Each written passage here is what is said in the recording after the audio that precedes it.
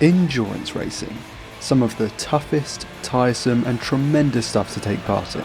And I, a noob iRacer with 1.2k iRating, am going to be attempting one of the hardest, the Bathurst 12 hour.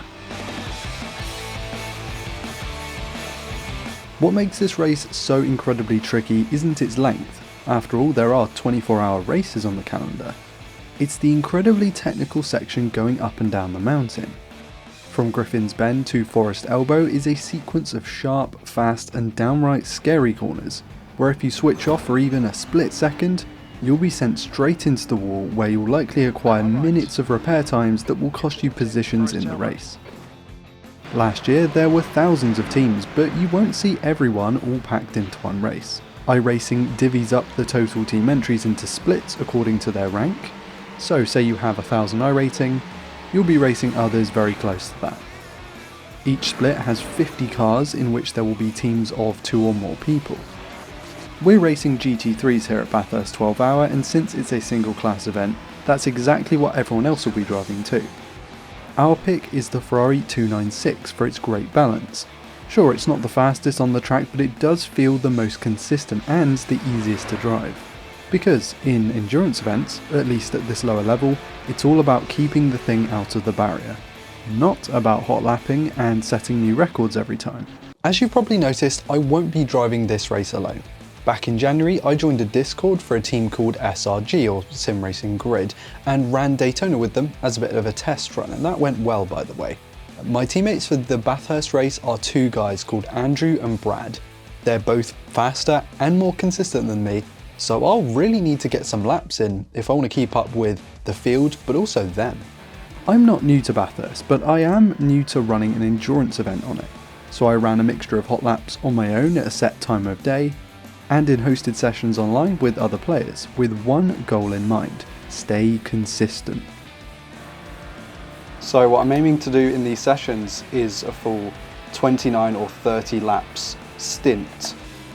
These races will be broken up into those stints and should mean that between the 3 of us we are driving something like 4 hours total, split up into 1 hour-ish stints.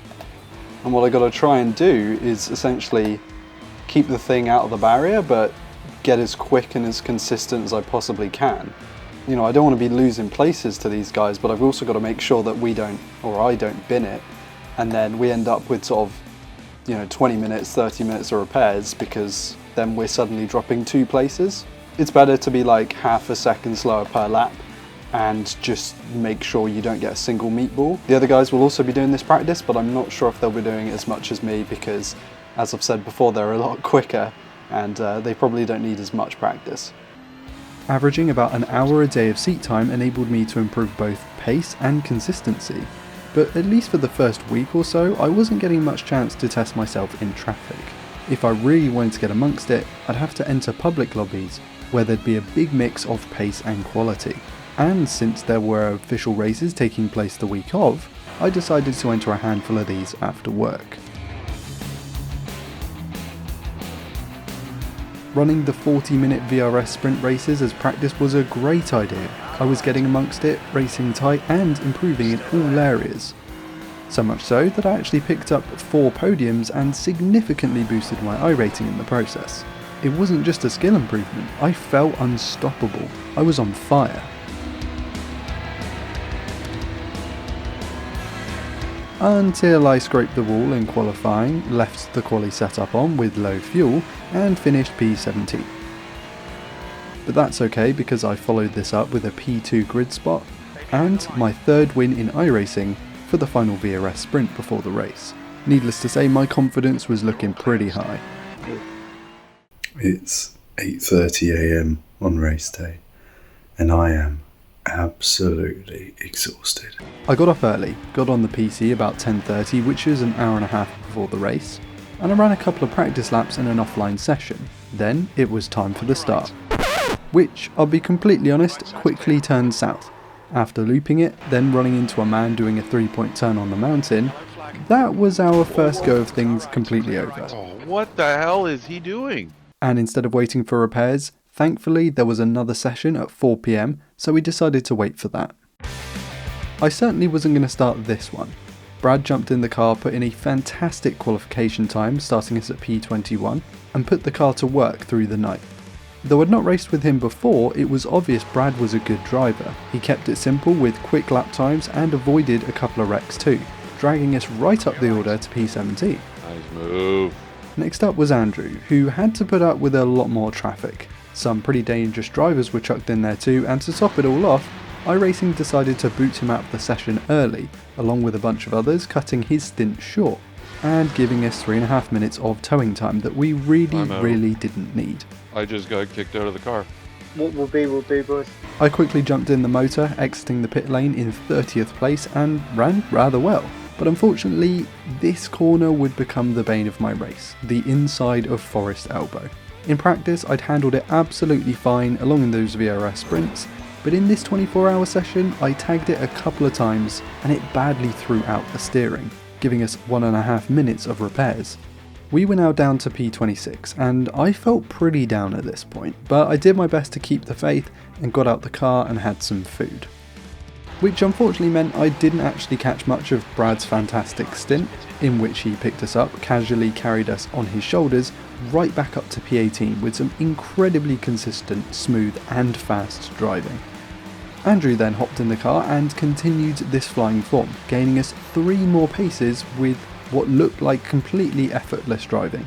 We were well on our way to glory with this pace. Until I got in the car again, snagged the inside of Forest Elbow again, costing us a further 3 minutes of repairs. Thankfully I managed to limp the car back to avoid any kind of tow time, but my confidence was completely shot at this point. Not enough for me to get out of the car though apparently, as I decided to do the next stint as well, which was actually going according to plan.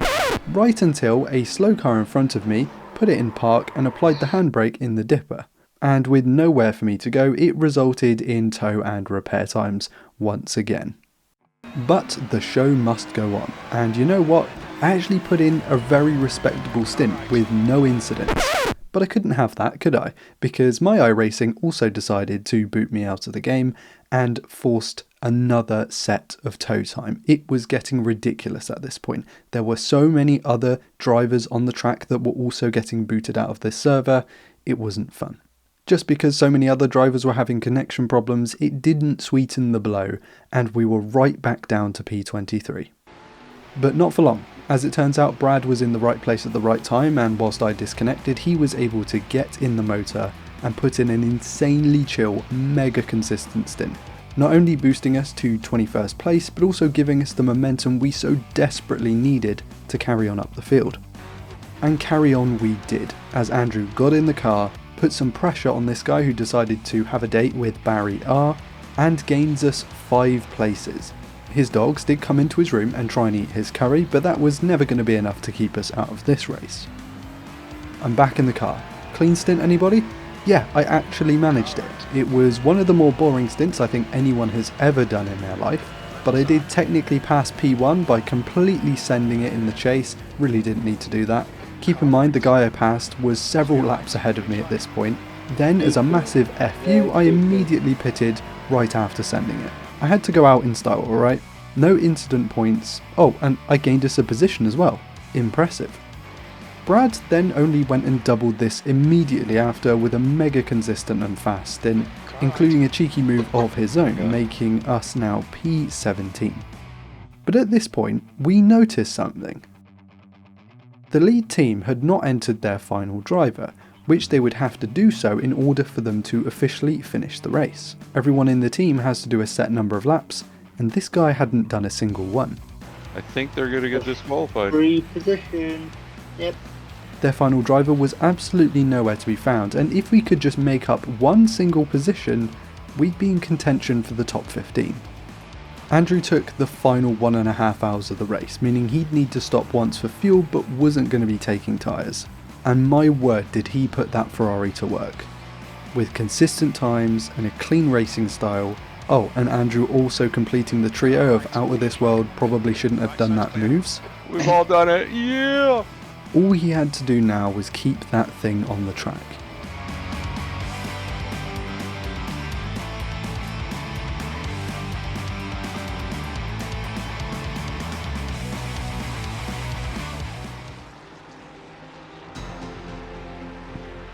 We had done it. SRG Bronze had done it.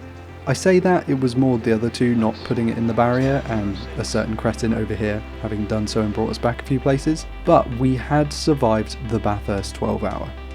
After all the training, all that commitment, all that effort, it was over. I was so proud of the boys, so thankful that we had made it.